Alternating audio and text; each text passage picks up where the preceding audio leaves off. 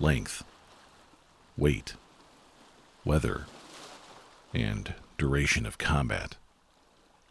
None of the preceding elements can ever be truly relied upon as being accurate when reported by a Great Lakes fisherman. Their fish stories generally contain at least one or two slight exaggerations. And for good reason. They're entertaining, they're fun to listen to, and they can still baffle the mind and amaze even if they contain only a kernel of truth. But what then do we make of the fish tales that are told by those who are not really fishermen? The ones who do board fishing boats and do work the nets and dress and look and even smell the part, but are not really fishermen at all. Are their tales really fish stories if what they're trying to catch aren't fish? Hello and welcome, my freshwater friends, to episode 15 of the About the Water podcast, an exploration of high strangeness on and around the Great Lakes. Today, we trawl the western islands of Lake Erie. In our nets, we hope to catch I guess we'll know when we see it, as the sounds of screams and gunshots echo about the water.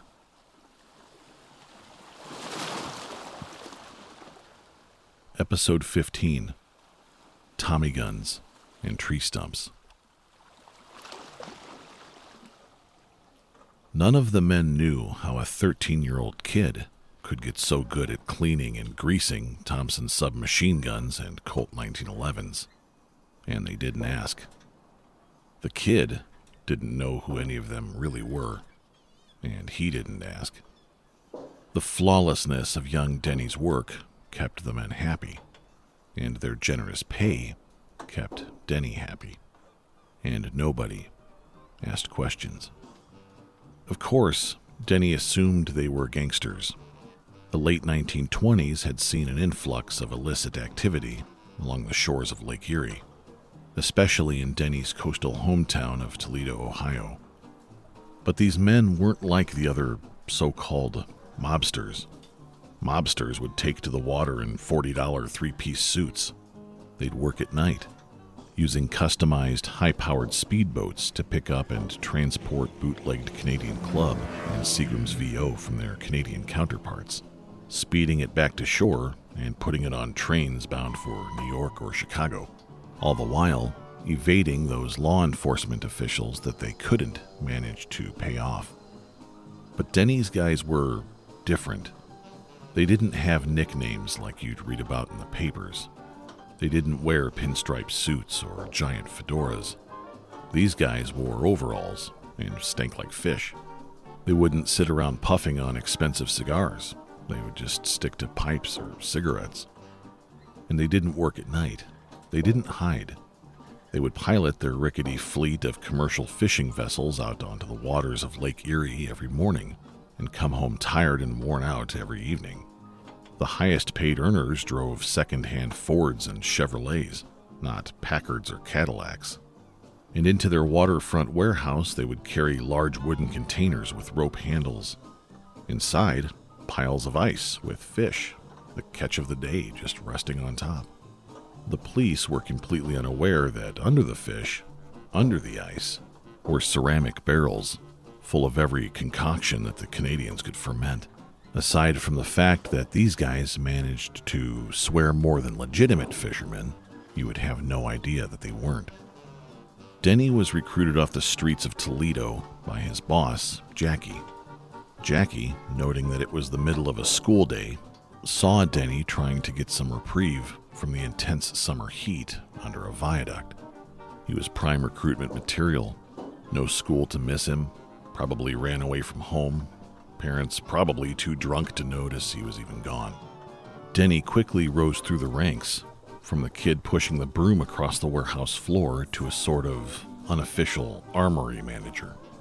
Denny always had a fascination with the tools of the trade, and after Jackie showed him the inner workings of a Tommy gun, Jackie found himself amazed when Denny could reassemble the gun 3 times faster than any of his crew could ever hope to. Jackie wasted no time in utilizing Denny's quick, precise, and artistic hands, cleaning guns, forging documents, and touching up tree stumps. The crew would line the nearby sister islands with fake tree stumps made of waterproof papier-mâché. The Canadian distillers would then hide the prohibited booze under the stumps, which Denny's crew would then go and retrieve during their fishing day. Things were indeed going well through the heart of the American Prohibition, until one day Denny noticed that things were starting to change. The daily catches would arrive in fewer and fewer wooden crates. Angry men in flashy Pierce Arrow coupes would pull up and just spend hours screaming at Jackie and the guys. "I don't want to hear any more crap about monsters or mermen or any of that, you hear me?" One of the men shouted to Jackie on one particular afternoon. "Just fix it." A few evenings later, heavy rains were beating down on the metal roof of the pitch-black warehouse. Lake Erie was furious. The waves were large enough to keep most small craft from daring to venture out, including the police patrols. It was the perfect night. Jackie called a meeting, all hands on deck. He lit a candle and placed it on a small wooden crate. The orange light reflected off the nervous faces of his men, who just stared motionlessly back, like a bunch of terrified jack-o'-lanterns. "All right, guys, listen. They say it comes out at night. Whatever it is strong, and it is fast. We're going to stop at West Sister first. Stay out of view of the lighthouse, and other than that, if it moves, shoot it. Go, good luck." The group silently disbanded, each man getting into one of 3 different boats. Jackie approached Denny, grabbing him by the coat. "Look, you ain't got to go, but if you do, they'll love you for it." Denny nodded his head, noticing his own rapid breathing coming out in visible clouds into the chilly evening air. I want to go," he replied. Jackie smiled. He reached into his vest and pulled out a revolver, shoving it into Denny's hands so hard that it almost knocked him over. "Look, keep low, keep quiet, reload when they need it," Jackie instructed. Denny nodded in agreement and asked nervously, "What is it, sir?" Jackie looked down and patted Denny on the shoulder, pushing him towards the largest of the 3 ships without ever answering his question. It was the last time they would ever speak. The crew set off in total darkness. No inside lights, no outside lights, no glowing cigarettes under the moonless night. It was the first time the fleet had ever operated at night. It was the first time the fleet had ever operated at full throttle. And it was the first time in his year of service to Jackie that Denny found himself completely terrified. He was below deck, frantically loading drum magazines full of .45 caliber bullets and checking guns for even the smallest bit of dirt or grime. The Toledo skyline shrank into a thin row of embers as the 3 ships followed the lighthouse beacon towards West Sister Island. Making sure to avoid the lighthouse, since it was manned, Denny watched through a small porthole as it passed on the starboard side. The ship was making its way to the northern part of the island. The 82-acre island was, and still is, a heavily wooded and uninhabited sanctuary, which would later become a wildlife refuge in 1938. The engines slowed to an idle. Danny knew they must be near shore. Several men descended the steps to retrieve their weapons and head back on deck. The beach surrounding the island was rocky, and the heavy waves made it difficult for the men to wade to shore. As it quickly turned out, however, they wouldn't need to. Distant gunfire erupted from one of the other boats, quickly followed by additional shots ringing out directly overhead. Denny went into an instant fit of hyperventilation and nervous sweats.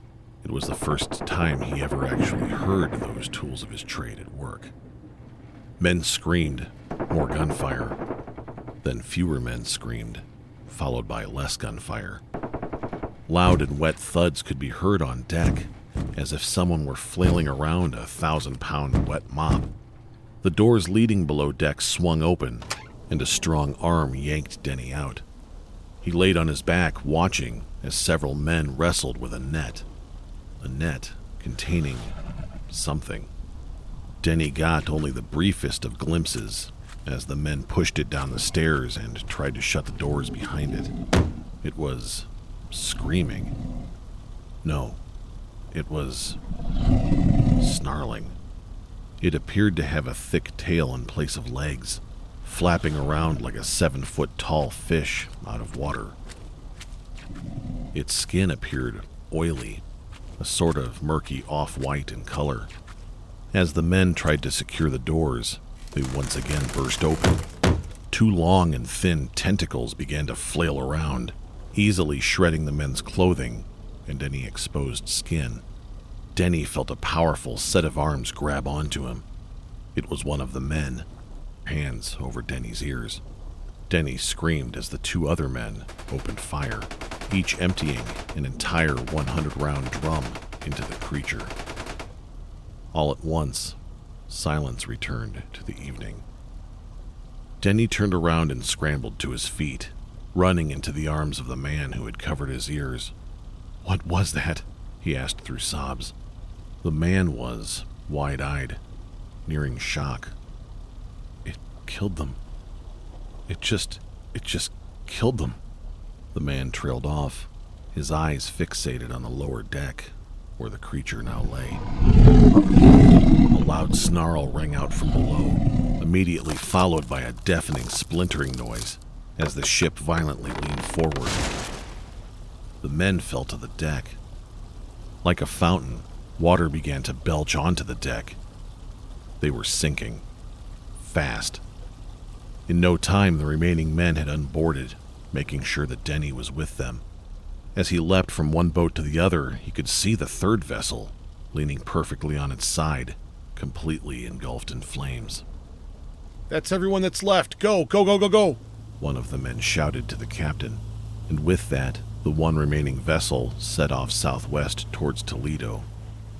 Denny ran back to the stern of the boat, looking over the churning wake at the ship that he just unboarded. A large piece of the bow was floating next to the ship, like it had been cut off. The entire side of the vessel had appeared to have been slashed, clawed at. One of the men next to Denny was observing the wreckage as well. In an obvious state of shock, he looked down at the wake being churned up by the prop. The man raised up his Tommy gun and opened fire. One of the other men tried to pull him back. He was laying on his trigger long after he had run out of ammunition. Then, the men just collapsed. Some were crying. Others were keeping to themselves and rocking back and forth for comfort, while the less fortunate were tending to their own wounds. Not a single one of them said another word as they made the 15-mile return trip to the warehouse. 3 ships had set out that evening, carrying a total of 30 men. Only one ship returned, carrying only 11. They were bloodied, some with broken limbs, being held up by slings made from the tattered jackets of the others. Jackie was nowhere to be found. His car was gone, and his office had been cleaned out entirely. The men said nothing. They tossed their weapons and any other personal effects into Lake Erie. The ship that had saved their lives had been sent back out onto the water at full throttle and unmanned. Within minutes, the warehouse was empty. All of the men just got into various cars and disappeared. Not knowing what else to do, Denny hid, eventually falling asleep in the back seat of a car that was unclaimed. For weeks and weeks after, Denny would return to the warehouse. There was no activity by day, and only darkness by night.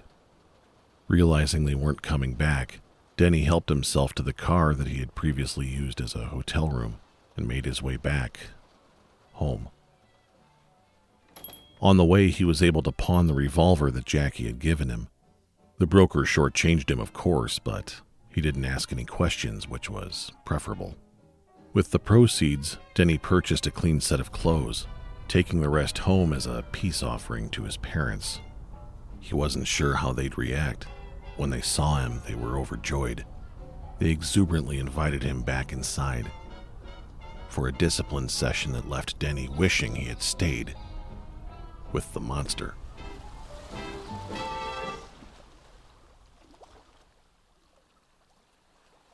This account was given to me by Denny's now 57-year-old son, Thomas.